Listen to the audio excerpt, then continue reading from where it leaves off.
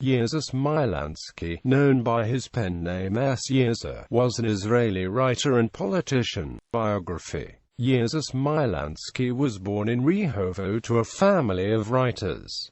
His great-uncle was Israeli writer Moshe Smilansky. His father, Yizhar Smilansky, was also a writer. After earning a degree in education, Yizhar taught in Yavnel, Ben Shemin, Hulda, and Rehovot. Literary career. For the end of the 1930s to the 1950s, Yizhar published short novellas. Among them Ephraim Goes Back to Alfalfa on the Edge of the Negev, The Wood on the Hill, A Night Without Shootings, Journey to the Evening's Shores, Midnight Convoy, as well as several collections of short stories. His pen name was given to him by the poet and editor Yitzhak Lamden. When in 1938 he published Yizhar's first story, Ephraim Goes Back to Alfalfa, in his literary journal Galleons. From then on, Yizhar signed his works with his pen name. In 1949, he published the novella Kirbei Kizeh, in which he described the expulsion of Palestinian Arabs from the village by the IDF during the 1948 Arab-Israeli War. It became a bestseller and in 1964 was included in the Israeli high school curriculum. In 1978, a controversy arose after a dramatization of Kirbei Kizeh by director Ram Loevi was aired on Israeli television. Shapira has lamented that, despite the publishing of Yizhar's novella decades earlier, Benny Morris was able, when he published The Birth of the Palestinian Refugee Problem, 1947 to 1949 in 1988, to announce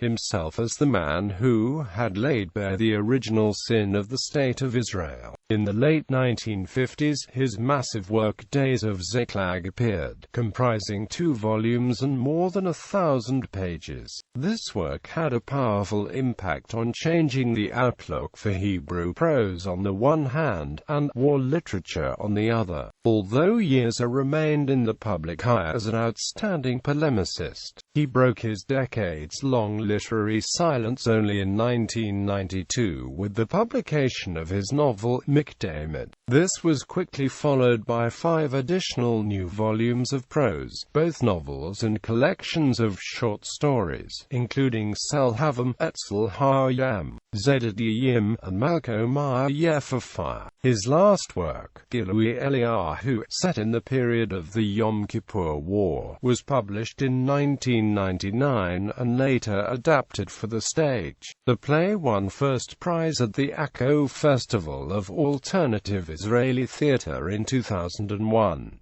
Yizhar also wrote stories for children in which he contended with the defining themes of his youth, as in Oren and Onch concerning the Israeli cultivation of citrus fruits, Uncle Moshe's Chariot, a memoir of the character of his famous great-uncle Moshe Smilansky, and others.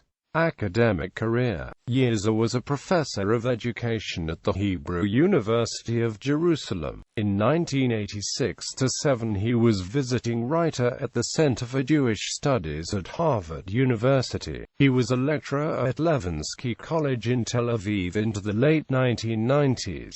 Political career. Yizhar was elected to the first Knesset in 1949, remaining a Knesset member until the 1955 elections. He returned to the Knesset in October 1956 as a replacement for Aharon Becker. In 1965 he defected to David Ben-Gurion's new Rafi party, but resigned from the Knesset on 20 February 1967.